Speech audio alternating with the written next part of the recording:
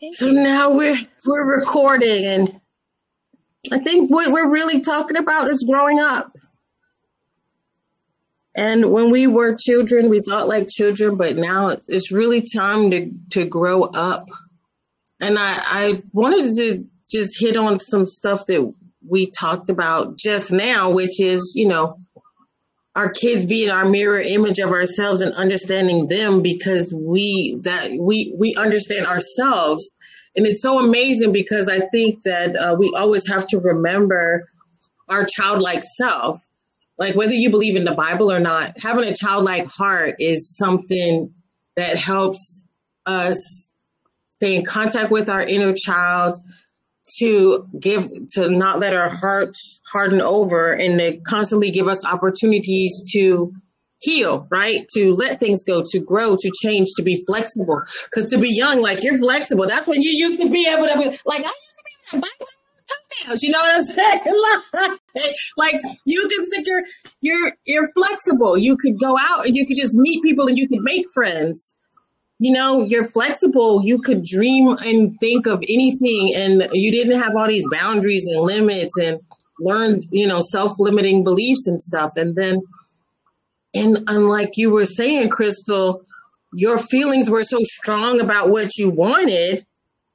No one could tell you that you couldn't have that or do that.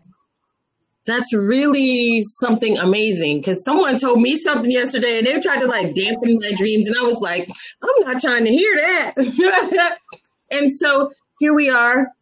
It's time for us to grow up and grow, but still maintain a childlike heart so that we can also be flexible and stay in touch with our feelings, and to be aware of our feelings. Like, why am I angry? Because I think the only thing. Like when you're a child, you're like, but it's like, wait a minute, calm down. Why am I angry? Like, maintain the childlike heart, but actually have mature behavior. How do we get to do that? And so, Terry, I don't know if you look further into the astrology. You said that Pluto. No, I didn't. What I did, we are, we just finished Mercury retrograde, and we're moving forward, and Jupiter has moved into Taurus, so there's big changes coming.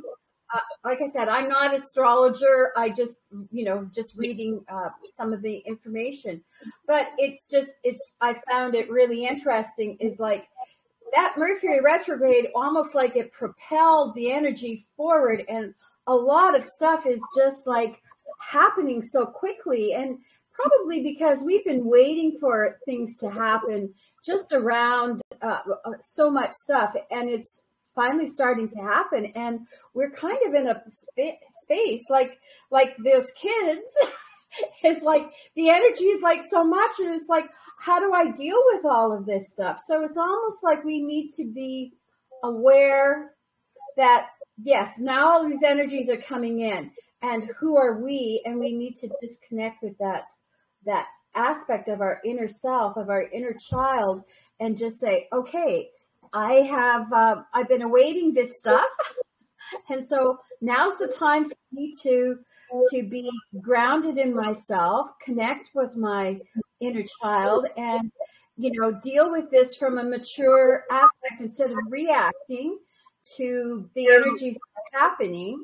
Is just being and sitting in that place, like you said, Crystal. Just sit for whether it's 20 minutes, and just stop and think about, okay, how am I going to move through this challenge, or this energy that is presenting itself in front of me today or right now or whatever. And that can be, it can be with your family, with your children. It can be with your immediate, community. It can be with the community at large. But we have to just sort of bring ourselves back and say, okay, how can I best deal with it by sitting in it? And is this about me, or is this just a reaction that's happening? And am I reacting to the reaction? Yeah, you know what? It says the middle of the week brings the sun sextile Neptune into Pisces. You may feel more sensitive to people around you, and you may be called upon to help someone in need. Otherwise, it's an auspicious time to work and create projects, enjoy movies and music, and take some time to relax and have some spiritually based activities. And as to what you were saying, I have deleted my Telegram, not Telegram, my Instagram. I've taken the time to put my Facebook to where I can only watch it from 5 to 10. Like I am ready to come into my own space and finish up this work that I have and go. And I don't know, like we still want to stay connected with each other, but it's like, no, it's time for me to get my work done in the real world now. And let's just get to it. So I would love to see what these cards have to say.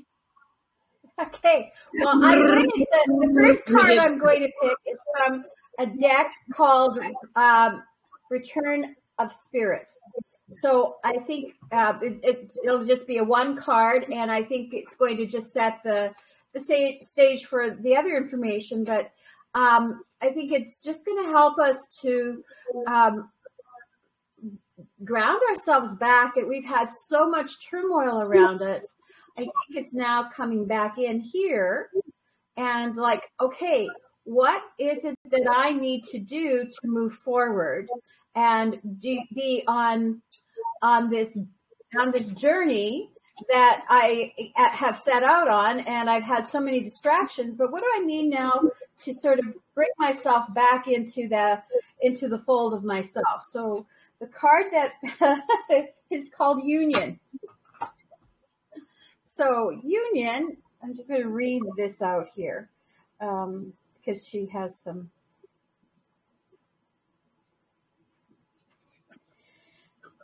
So the Union card represents the energy of two loving souls coming together in union or in partnership. If a current relationship is in question, then this card indicates a positive energy is involved. This card can represent the beginning of a new relationship or one that is about to start. Most often, the Union card represents intimate relationships. However, it can also point to other types of partnerships, such as business partners, very close friendships, or even roommates. In any case, the Union card communicates the predestined convergence of soul connection of two individuals, whoever the person is that is in your life right now, or whoever it is that is coming into your life, is of great significance as far as your soul lessons are concerned. This is a beautiful opportunity for personal growth and conscious expansion of your heart center. Sometimes these relationships bring up our deeply held beliefs about the quality of love we feel and we deserve. They can help to raise our consciousness and understanding so that we feel safe to allow this person to see into the deepest, most vulnerable parts of ourselves. With these types of relationships, one thing is for certain: you will grow and learn from them. Enjoy all the good this union has to offer. Be as open as possible to recognizing your triggers, fears, and old patterns of behavior. Be mindful of when you are feeling the need to hide or protect yourself, or if you begin to fear losing their love. This will enable you to consciously address and heal any old issues and wounds of the past. This is a part of the soul agreement that you and this person share. You have come together to help each other to become whole, healed, and open in every way. So I just wanted to add on top of that, I believe this also has to do with that union of yourself and the union with your higher aspects of yourself. As you come into your being, then that union comes in with my different levels of my higher self, and then it helps me to move forward. So you can take this as a union with within a relationship, a partner, or friendship, or whatever. But you can also take it to be about the union with yourself and being able to move into that space of being whole and knowing yourself better. So with that, I'm going to, and it's about love, right? And it's funny because the cards I pulled out today were about love. So that union, and maybe it's about self-love. It's about love for our families, for ourselves, for our community. And so I'm going to pick cards today from a deck called True Love, and it's by Belinda Grace. And it's attract and create the love you desire. And, this is not necessarily about a romantic love. This is more about just creating that peace and harmony within our lives. So for a group reading, we're going to pick 3 cards. And the first card is worthiness. The second card is the divine masculine. And the third card is the divine feminine. Isn't that interesting? So the whole worthy is we are worthy, and we're talking about the divine feminine, the divine masculine. So if we're talking about love, we want to balance this within ourselves, the divine masculine and the divine feminine, but also within the relationships we have. And so, maybe we have a relationship with I don't know, with a male, but we have to see the divine feminine in that person as well, and vice versa. So, and we're all worthy. We have a tendency to judge people, to judge situations. But if we can step back and realize that if we move into that space of our higher self and step out of judgment, we can see that we're all worthy. Everybody's worthy. And they're all having, from the creator's standpoint, everyone is equal and having their own experience. And so if I don't like what somebody else is saying or what somebody else is doing, that's their perspective on things. And we don't know where they are on their growth as a soul. And so sometimes we have to be stand back and realize that they're worthy of the creator's love as well, and that they're finding their way. And, divine masculine gives us that strength, and the divine feminine part of us gives us the wisdom to realize that and to, send those aspects, the energy of love, just an unconditional love, so that those individuals will evolve to their highest potential. But realizing too that when we stand in a place of non-judgment, we can see that everyone is worthy of the creator's love. And so we just need to take a step back, move into ourselves, move into our being, and in that space of opening up to the love of the creator and the divine feminine, the divine masculine, and just stepping forward by holding that space. And I believe that as light workers, as Starseed, that's why we came. We came here to hold that space. And now what's with all the energies that are happening, it's time for people to start to cross the bridge. And we are that bridge. So we are showing a way, we're shining a light for people to move forward into a new energy. And it's our responsibility to hold that space and be that bridge. And in order to do that, we need to be balanced in our divine masculine and feminine and know that everybody is worthy. And so we don't put up a gate and say, oh, you can't come across. everybody's welcome. So, anything you would like to add to that, Erica?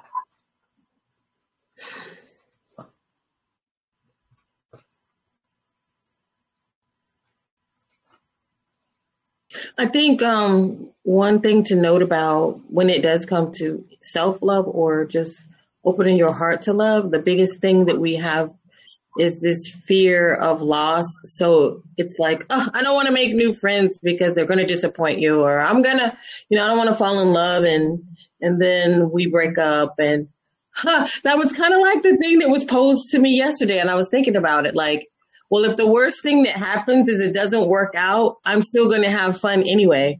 I'm so open to life and experiences and love that it's okay if it doesn't turn into like a dream wedding or a whatever. I don't think not that you should take yourself lightly and throw yourself out into every situation. But once you choose a situation and you want to put your heart into it, I mean, love, you know what I mean? Really just go ahead and love and don't fear loss.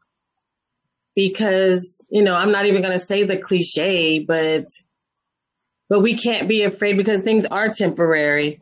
And I see some people too, like maybe they don't want to have kids because they think, oh, well, the world is so destructive. And it's like, okay, but I mean, what if everything is over in a year? Now what? Like, do I put off all my love experiences?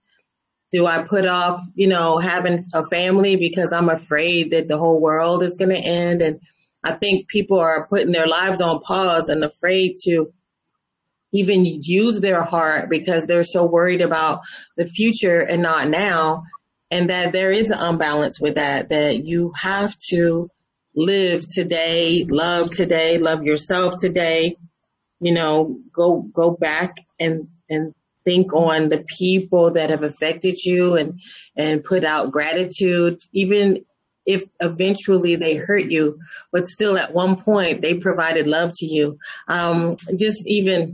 We had this discussion with someone yesterday that was talking to my dad about him and my mom because they're not together. But I was kind of saying how even though I'm divorced, I wrote my ex-husband, a 4-page letter to let him know, like, when we were together, I genuinely loved you. I feel you genuinely loved me, and we have a beautiful child that we're always going to love him regardless. So let's just be cool. Let's be cool with each other and respect each other because that love, like, it might not exist in the same way today as it did in the past, but I genuinely loved you. Okay. And I genuinely had concern for you, and we don't have to hurt each other. And I think that happens too when we end friendships and stuff too, like all of a sudden you'll be surprised when someone ends a friendship and they're like literally going to war against you. They're running around talking about you. They're trying to find ways to hurt you. And it's like, I love that person. I'm really in shock at that person's taking on a mission to actually try to hurt me or destroy me. But you know what? And you can just send them love anyway, right? Because that's the only thing that's going to diffuse that is really coming in contact with your heart, coming in contact with the Creator, and understanding that, yes, even when they're being a jerk, they still deserve love. God's love is still there for them, and it's there for you too. The Creator, is, allowing us this opportunity to actually flex our muscles and learn how to love, what love is, how to give, and how to receive love properly. So, yeah. Nothing else you can say about that. And I'm just going to take another one from the Universal Love deck. And this one is telling us, it's the Moon Tree is the card that I pulled. So that one, I'm not familiar with that one. That one is saying, the moon is your emotions, right? Like moon and water, darkness and the light. An old idea resurfaces. Conditions are now right. The moon is in alignment with your heavenly star. Nurture this idea. With love and positive energy, you will achieve positive results. The mysterious image on this card shows a majestic oak tree rooted in fertile soil. It has grown strong and tall, its branches reaching out to the sky, nourished by the light of a spiritual moon.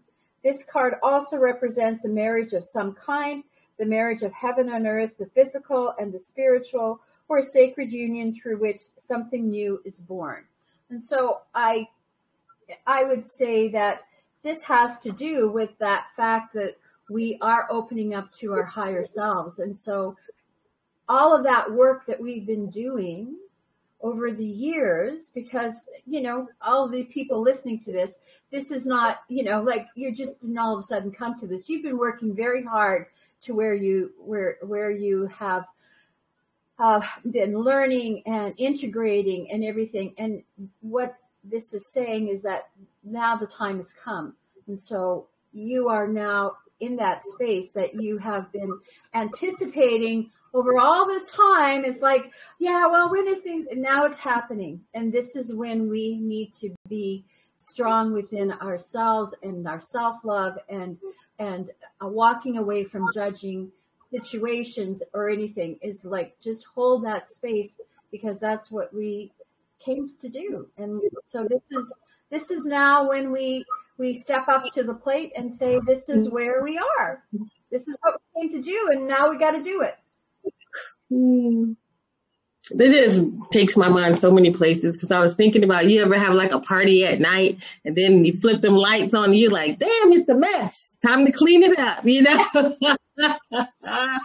it's like, I didn't know we did all that last night, But then too, when it comes to planting seeds that grow underground, you plant them, I think, at the full moon, right? So that as the moon shrinks, the roots go deep into the ground. And, it even focuses on even the bamboo plant. Like, it takes the bamboo plant like 5 years underground of growth. And then all of a sudden, then it shoots up above ground. So, yeah, and it also just goes to mind too. You can't always go by exactly what you see, because sometimes you don't see the growth. And then all of a sudden you got a full lawn, or you got a fully grown, you got a plant blooming on a tree, and you're like, holy cow. Like, when I did my little peppers and they will pop out one day, you could just go out there one day and it's a huge difference in the plant. And so look at us this way. So we've all been working on ourselves over the years and learning and challenging ourselves and understanding different kinds of perspectives of things. And so now is that time that's come to pass, that now we have to be able to step up and into all of this that we have learned, all of this that we have been nurturing within ourselves. And like we all say, what's my purpose? Now is the time to step into just doing and being all that you have been preparing yourself for. And how that comes out, you know what? We all have our unique path, and it will show itself to us in the way that we have to do it. And we don't know what we don't know. Like, things are going to happen to us in our lives that are going to come out of nowhere. And it's like, okay, I didn't see that coming. How do I deal with it? You have the tools to deal with it, and you hold steady as you move forward. So just feel the support that you have given yourself, from your higher self. You have prepared yourself for this time. All right. You don't have much longer. You got about, so I don't know. I'm going to end this recording, but I really appreciate you taking your Tuesdays. We'll see what happens next week, because I'll be in Illinois with those guys. But I really enjoy my time with you guys, and I'm just preparing because 3 weeks I'll be going to Egypt, so I'll be offline for a month. But I'm gonna keep like a video diary going and put things in the Woman and the Stars group chat and let you know how things are going.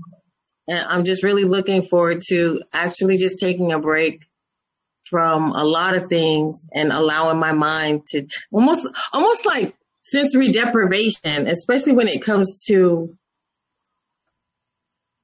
so many conversations and so many different people, but to actually go someplace where I'm going to get something just for me. And it's going to be just for me, even though I'm going to share with you later, but it's just something I'm doing for myself at this age and at this time where finally, I'm not just cleaning the house and doing dishes and taking my son to school and checking on homework. And I got a cat in my face telling me when to eat and when he wants everything. Like this is going to be a time where I'm going to do something that caters to me. And so maybe you have a way that you could do this in some way where you can take time for yourself, where you can go and just receive messages without obligations and responsibilities to taking care of other people and other things. And I feel like this even goes apart along with what you're saying too. Like, what are you going to do for you where you're actually putting in 100% just for you, and then allowing other people to cater to you? It's okay to receive. It's okay for you to be pampered. It's okay for you to take naps and sleep late and have somebody bring you a drink and bring you some water. And, because we really get in the mode constantly because we love people and we think love means always giving, but it does mean that you're still able to receive. So with both of those cards coming up, it is about the divine feminine and masculine. It's the yin and yang, and it's about the balance. And so the only one who's going to give us balance in our life is ourselves. And so we have to take that time to find that balance within ourselves. And that means being receptive, taking the time, and also, like we give, but we also have to receive. And maybe the way that we receive is just giving ourselves the time to contemplate, the time to just be. All right. We're going to stop that recording.